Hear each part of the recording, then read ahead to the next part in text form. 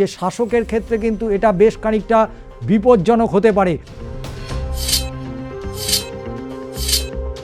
সেই সময় তাকে বিক্ষোভের মুখে পড়তে হচ্ছে, এটা কিন্তু একটা অশনি সংকেতের দিকে যাচ্ছে।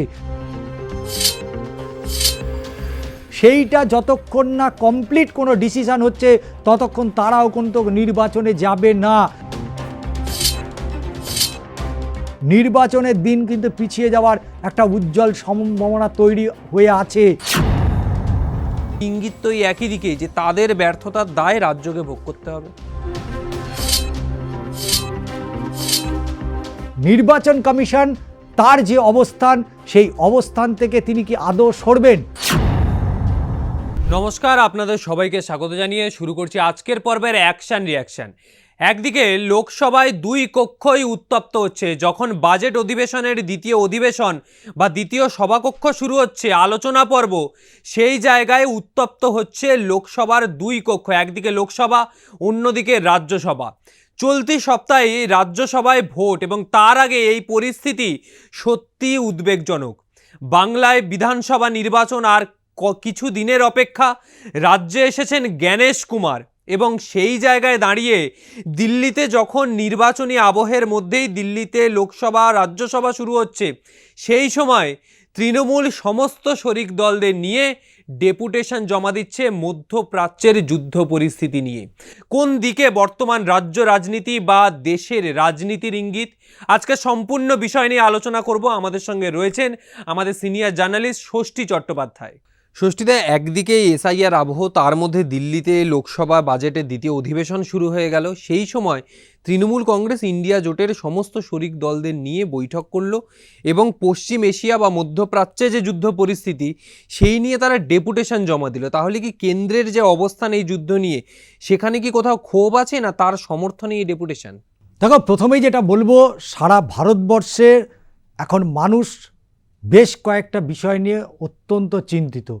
মধ্যপ্রাচ্যে যে যুদ্ধ পরিস্থিতি, সেটা তো নিয়ে চিন্তা রয়েছে এবং তার উপরে বলা যেতে পারে যে গোদের ওপর বিস্ফোরণের মতো হঠাৎই জ্বালানির দাম বৃদ্ধি হয়ে গেল। অর্থাৎ অপরিশোধিত যে তেল, সেই তেল এবং জ্বালানি যেভাবে বৃদ্ধি পাচ্ছে, তাতে করে সাধারণ মানুষ তারা কিন্তু এই পুরো বিষয়টা নিয়ে কেন্দ্রের ওপরে যথেষ্ট তাদের ক্ষোভ তৈরি হচ্ছে। এবং সর্বোপরি যেটা বলা যেতে পারে যে অধিবেশনের দ্বিতীয় দফা, অর্থাৎ যে বাজেট অধিবেশন, তার যে দ্বিতীয় দফায় আজকে সকাল থেকেই তুমি দেখেছো, বিশেষ করে ইন্ডিয়া জোটের সমস্ত শরিকরা তারা দফায় দফায় বৈঠক করেছে এবং ইতিমধ্যেই দুই কক্ষে, অর্থাৎ সংসদের দুই কক্ষে ইতিমধ্যেই তৃণমূল কংগ্রেসের পক্ষ থেকে, বিশেষ করে ইন্ডিয়া জোটের পক্ষ থেকে দুটো বিষয় একেবারে উত্থাপন করার জন্য নোটিশ দিয়েছে। এক হচ্ছে যে এসআইআরে বৈধ ভোটারের নাম বাদ চলে যাচ্ছে, এই অভিযোগ করা হয়েছে। এবং দ্বিতীয়ত, যেভাবে গ্যাসের দাম বৃদ্ধি হলো এবং এই গ্যাস সিলিন্ডারের বৃদ্ধিতে এবং মধ্যপ্রাচ্যে যে যুদ্ধ পরিস্থিতি চলছে, সেখানে দেশের অবস্থানটা কী, অর্থাৎ ভারতের অবস্থানটা কী, সেইটা জানার জন্যই কিন্তু আজকে দফায় দফায় ইতিমধ্যেই বৈঠক করেছে। এবং তুমি জানো যে মল্লিকার্জুন খাড়গের সাথে আলাদা করে বৈঠক করা হয়েছে। একেবারে টুটি টিপে ধরার মতন পরিস্থিতি তৈরি করেছে আজকে বিরোধীরা, এবং যে কারণে সংসদের দুই কক্ষে কিন্তু ইতিমধ্যেই শোরগোল পড়ে গিয়েছে। এবং বাজেটের যে বিষয় নিয়ে যে আলোচনা, তার থেকে এই মুহূর্তে ইন্ডিয়া জোটের যারা শরিক রয়েছেন তারা মনে করছেন, বিশেষ করে কেন্দ্রের বিরুদ্ধে যারা রয়েছেন, তারা যেটা মনে করছেন যে মধ্যপ্রাচ্যে যে ঘটনাগুলো ঘটছে, যে কোনো সময় ভারতের ক্ষেত্রেও তো তাই হতে পারে। কারণ যেভাবে ডোনাল্ড ট্রাম্প তারা যেভাবে শুল্ক চাপাচ্ছে, এবং শুধু তাই নয়, ইতিমধ্যেই যে যুদ্ধ পরিস্থিতি, ইতিমধ্যেই বহু মানুষের মৃত্যু হয়েছে এবং সেই ঘটনায় ভারতের নিজস্ব অবস্থান তো তারা স্পষ্ট করুক। এবং তারপরে হঠাৎ করে গ্যাস সিলিন্ডারের দামটা বাড়িয়ে দেওয়া এবং এসআইআরে সারা ভারতবর্ষ জুড়ে যেভাবে বৈধ ভোটারের নাম বাদ চলে যাচ্ছে, শুধুমাত্র পশ্চিমবঙ্গের ক্ষেত্রে হচ্ছে এরম তো নয়, এই যে গুজরাট হচ্ছে, ছত্তিশগড়, মধ্যপ্রদেশ, রাজস্থান, উড়িষ্যা, প্রতিটা রাজ্যেই একই ঘটনা ঘটছে। কিন্তু সত্যি কথা বলতে এই মুহূর্তে যা সারা ভারতবর্ষব্যাপী যে পরিস্থিতি, অস্থিরতা পরিস্থিতি তৈরি হয়েছে, তাতে এক কথা বলা যেতে পারে যথেষ্ট কোণঠাসা হয়ে পড়েছে এই মুহূর্তে লোকসভা এবং রাজ্যসভায় দেশের শাসক শিবির।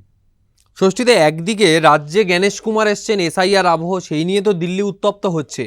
রাজ্যে গণেশ কুমারকে গো ব্যাক স্লোগান দেওয়া হলো এবং তারই পাশাপাশি অভিষেক বন্দ্যোপাধ্যায় মূলত তার নেতৃত্বেই তৃণমূল সমস্ত শরিক দলদের সাথে স্বাক্ষর নিচ্ছে যে গণেশ কুমারের বিরুদ্ধে অনাস্থা প্রস্তাব সেটা লোকসভায় পেশ করার জন্য।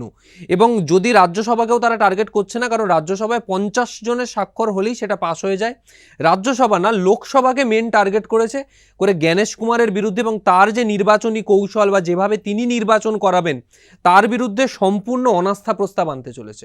দেখো, এক্ষেত্রে যেটা বলে রাখা ভালো যে যেহেতু কেন্দ্রের মেজরিটি অনেক বেশি, বিরোধীদের থেকে শাসক শিবিরে তাদের ভোট অনেক বেশি, তাই স্বাভাবিকভাবেই হয়তো অভিষেক বন্দ্যোপাধ্যায় এই প্রয়াসটা সমস্ত বিরোধী রাজনৈতিক দলগুলোকে নিয়ে এই প্রয়াস তিনি চালাচ্ছেন। তবে আগামীতে সেটা কতটা সফল হবে সেটা নিয়ে প্রশ্ন কিন্তু থেকে যাচ্ছে। কিন্তু যে প্রশ্ন অভিষেক বন্দ্যোপাধ্যায় তুলেছিলেন যে গণেশ কুমারের দিল্লি পর্যন্ত পৌঁছে যাবেন, সেখানে তারা পৌঁছেছিলেন, মুখ্যমন্ত্রী তিনিও সেখানে গেছিলেন এবং যে সার্বিক পরিস্থিতি তৈরি হয়েছিল একথা বলার কোনো জায়গা নেই যে তৃণমূল কংগ্রেস তারা যে রণংদেহী যে ভাবমূর্তি নিয়েছে, এখান থেকে গণেশ কুমারের প্রতি পদে পদে আজকে গণেশ কুমার ঢোক গিলতে পর্যন্ত পারছে না, কারণ যে পরিস্থিতি তৈরি হয়ে আছে। দেখো, গতকালকে দমদম বিমানবন্দরে নেমেছেন গণেশ কুমার, পুরো ফুল বেঞ্চ, এবং তারপরে রাস্তা দিয়ে যখন তিনি যাচ্ছিলেন অর্থাৎ রাজারহাটে, সেই সময় তাকে বিক্ষোভের মুখে পড়তে হয়েছে এবং তার কনভয়কে লক্ষ্য করে সেখানে মানুষ প্রতিবাদ জানাচ্ছিল। এবং আজকে সকালেও কালীঘাটে মন্দিরে পুজো দিতে গিয়েছিলেন এবং সেখানেও গণেশ কুমারকে দেখে যেভাবে মানুষ বিক্ষোভ দেখিয়েছে, এটা কিন্তু আগামীর পক্ষে যথেষ্ট ক্ষতিকারক বলে আমার মনে হচ্ছে। এটা আমার ব্যক্তিগত মত। তার কারণ নির্বাচন কমিশন ইতিমধ্যেই তুমি জানো যে 240 কোম্পানি বাহিনী রাজ্যে পাঠিয়ে দিয়েছে। 240 কোম্পানি অ্যাটলিস্ট তারা ওয়েটিংয়ে আছে, যে কোনো দিন 240 কোম্পানি আসবে, অর্থাৎ 480 কোম্পানি কেন্দ্রীয় বাহিনী নিয়ে নির্বাচন কমিশন কিন্তু বাংলায় পা রেখেছে। এবং এই যে পরিস্থিতিটা তৈরি হচ্ছে, এতে করে বলার অপেক্ষা রাখছে না যে শাসকের ক্ষেত্রে কিন্তু এটা বেশ খানিকটা বিপজ্জনক হতে পারে। কারণ নির্বাচন কমিশন এটা কথাটা বলতেই পারে যে রাজ্যের যে আইন শৃঙ্খলা, সেই আইন শৃঙ্খলা বলে কিছু নেই। কারণ দেশের নির্বাচন কমিশন তিনি এসছেন, এখানে বৈঠক করবেন, এখানকার আধিকারিকদের সাথে বৈঠক করবেন, কোথায় পরিস্থিতি কোন জায়গায় রয়েছে। কারণ লজিক্যাল ডিসক্রিপেন্সিতে যেভাবে মানুষের নথি নিয়ে বিভ্রান্তি তৈরি হয়েছে, অলরেডি তোমার এর আগে 59 লাখ এবং তারপরে প্রায় 60 লাখের কাছাকাছি, প্রায় দুটো হিসাব করলে 1,20,00,000 লাখের কাছাকাছি ভোটাররা যাদের অনিশ্চিত হয়ে গেছে। 59 লাখ তো চলেই গেছে, সেটা ফিরে আসার কোনো জায়গা নেই। কিন্তু বাকি যে 59 লাখ যেটা মূলত এখন সাবজুডিস হয়ে আছে, ডিলিটেড হয়ে আছে, সেই ভোটাররা কিভাবে ভোটার লিস্টে ফিরবে, এইগুলো নিয়ে যখন আলোচনার পরিস্থিতির জন্য তিনি বাংলায় ফুল বেঞ্চ নিয়ে এসছেন, অর্থাৎ তার সমস্ত আধিকারিকদের নিয়ে যখন তিনি এসছেন, সেই সময় তাকে বিক্ষোভের মুখে পড়তে হচ্ছে।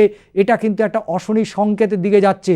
এবং বলে রাখা ভালো, যেহেতু নির্বাচন কমিশন তার নির্বাচনে তার যে কোড অফ কন্ডাক্ট যদিও তার শুরু হয়নি, অর্থাৎ নির্বাচন যে আচরণবিধি সেই বিধি এখনও লাগু হয়নি, তাই স্বাভাবিকভাবেই বাংলার যে পরিস্থিতি তৈরি হচ্ছে, মানুষের যে উৎকণ্ঠা, এবং সেই উৎকণ্ঠা থেকেই কিন্তু মানুষের এই বিক্ষোভ।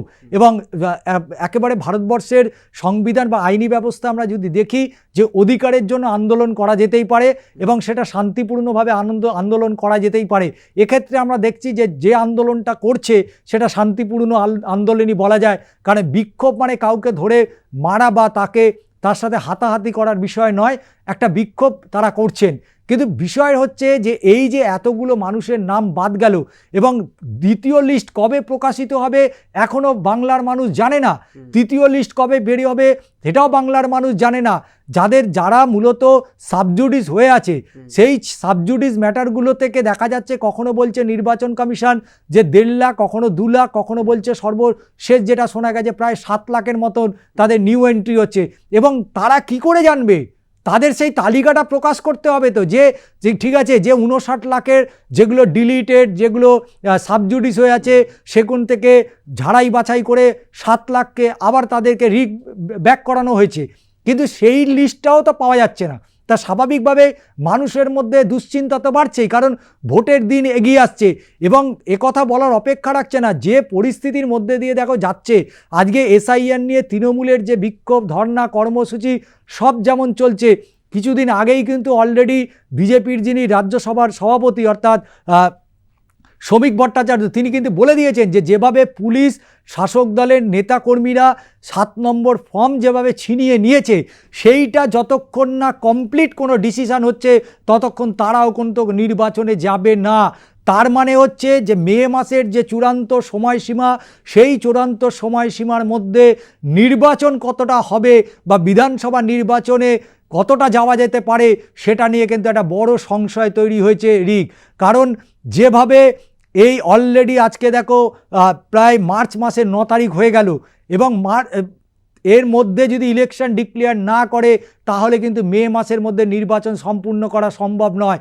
কারণ মার্চ থেকে যদি একটা যে কোনো ক্যান্ডিডেটকে মিনিমাম 90 দিন সময় দেওয়া হতো, কিন্তু সেই জায়গা থেকে কমতে কমতে যদি মার্চের 15 তারিখ হয়ে যায় তাহলে 45 দিন মতো তিনি হাতে সময় পাবেন। তাই স্বাভাবিকভাবেই নির্বাচনের দিন কিন্তু পিছিয়ে যাওয়ার একটা উজ্জ্বল সম্ভাবনা তৈরি হয়ে আছে। এবার যদি নির্বাচন কমিশন যদি মিরাকেল কিছু করেন, অর্থাৎ এই যে সময় অর্থাৎ আগামী 15 বা 16ই মার্চের মধ্যে মিরাকেল যদি কিছু করে এই 59 লাখ যে ভোটারদের যাদের নাম বাদ চলে গেছে বা ডিলিটেড হয়েছে তাদের মধ্যে তাদেরকে যদি এই 15 দিনের মধ্যে তারা কমপ্লিট করতে পারে, কারণ অলরেডি তুমি জানো যে ইতিমধ্যেই উড়িষ্যা এবং ঝাড়খণ্ড থেকে অনেক প্রচুর ম্যাজিস্ট্রেট এসছে, প্রায় 200-র কাছাকাছি। তারা অলরেডি তোমার রানাঘাট, হরিণঘাটা, মূলত মতুয়া সম্প্রদায়ের যেখানে মানুষের বসবাস, সেখানে তারা যাবেন, সেখানে তারা এসআইআরের কাজগুলো করবেন। কিন্তু প্রশ্ন হচ্ছে যে যদি এই সময় মতো নির্বাচন না হয় তাহলে কি রিক হতে পারে? তোমার কি মনে হচ্ছে যে এই জায়গাতে যদি নির্বাচনটা মে মাসের মধ্যে না হয় তাহলে রিক এটা কি ধরে নেওয়া যায়, তাহলে কি রাষ্ট্রপতি শাসনের দিকে যাবে? কারণ এ রাজ্যের বিরোধীরা বারবার থেকে বলে আসছিল যে রাষ্ট্রপতি শাসন, কিন্তু রাষ্ট্রপতি শাসন হওয়ার ক্ষেত্রেও বেশ কিছু বিধিনিষেধ রয়েছে।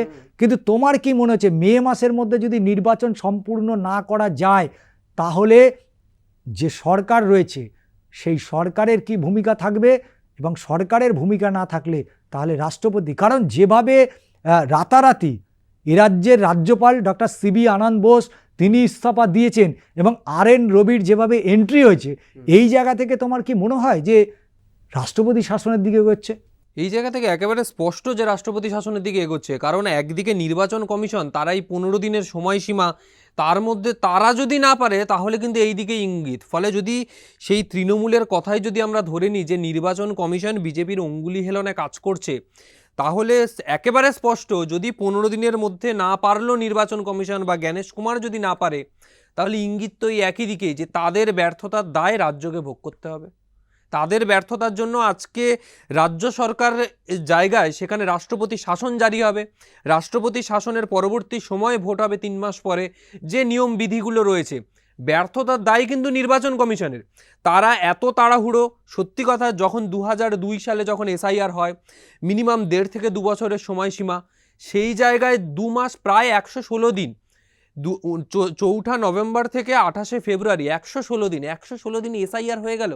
গোটা রাজ্য জুড়ে 10 কোটি মানুষের ভোটাধিকার নিশ্চিত হচ্ছে এত কম সময়। নির্বাচন কমিশনের দায় কোথাও রাজ্যের মানুষকে যে ভোগ করতে হবে সেটা কিন্তু একেবারে স্পষ্ট হয়ে যাচ্ছে ষষ্ঠীদা। তাহলে অবশ্যই যেটা বলতে হয় যে এই নির্বাচনকে ঘিরে সার্বিক যে পরিস্থিতি তৈরি হয়ে আছে এবং নির্বাচন কমিশনের ফুল বেঞ্চ তারা কলকাতায় রয়েছেন, কলকাতায় তাদের বৈঠক রয়েছে। গতকাল তিনি এসছেন, আজকে তিনি দফায় দফায় বৈঠক করবেন, কালকেও দফায় দফায় বৈঠক করে এবং তারপরেই তিনি দিল্লি ফিরে যাবেন। কিন্তু নির্বাচন কমিশন এসে কতটা সুরাহার পথ দিতে পারলো বাংলার মানুষকে, সেটা সবথেকে বড় যেমন প্রশ্ন থেকে যাচ্ছে, এবং তার থেকে বড় প্রশ্ন থেকে যাচ্ছে যে নির্বাচন কমিশনের তার অবস্থান নিয়ে ইতিমধ্যেই সংসদের 2 কক্ষে যেভাবে ইন্ডিয়া জোটের শরিকরা তারা তীব্র প্রতিবাদ জানাচ্ছে, তাতে করে কতটা অস্বস্তিতে পড়েছে দিল্লির নরেন্দ্র মোদী সরকার। আর দ্বিতীয়ত নির্বাচন কমিশন তার যে অবস্থান, সেই অবস্থান থেকে তিনি কি আদৌ সরবেন? আর যদি না সরে, তাহলে কি রাষ্ট্রপতি শাসনের দিকেই কিন্তু বল ঠেলে নিয়ে যাওয়ার একটা সুকৌশল চক্রান্ত চালাচ্ছে এ রাজ্যের বিরোধী এবং নির্বাচন কমিশনের যৌথ প্রয়াস? অবশ্যই এখানেই আমাদের শেষ করতে হবে রিক, যেহেতু সময়টা অনেকটা শেষ হয়ে এসছে। অবশ্যই দর্শকদের আমরা বলবো, অ্যাকশান রিয়াকশান তো আপনারা নিয়মিত দেখছেন, তবে কেমন লাগছে সে বিষয়টা রিক বলবে। কি আপনারা অবশ্যই আপনাদের কমেন্ট বক্সে নিশ্চয়ই আপনাদের বক্তব্য জানাবেন। একদমই, বিভিন্ন সময় আমরা বিভিন্ন খবর নিয়ে আসছি। আগামী সময়ে রাজ্যের বিধানসভা একেবারে দোরগোড়ায় কড়া নাড়ছে আপনার, তাই বিধানসভা সংক্রান্ত প্রতিটা খবর, প্রতিটা খুঁটিনাটি খবরের বিশ্লেষণ নিয়ে আপনাদের সামনে আসবো আমরা, প্রতি মুহূর্তে চুলচেরা বিশ্লেষণ নিয়ে। তাই আজকের মতো বিদায় নিচ্ছি। কমেন্ট বক্সে অবশ্যই জানান আগামী সময়ে কোন কোন বিষয় নিয়ে আপনারা অ্যাকশন রিয়াকশন দেখতে চাইছেন, আমরা সেই বিষয়গুলোকেই নিয়ে আসবো। আজকের মতো বিদায় নিচ্ছি, নমস্কার।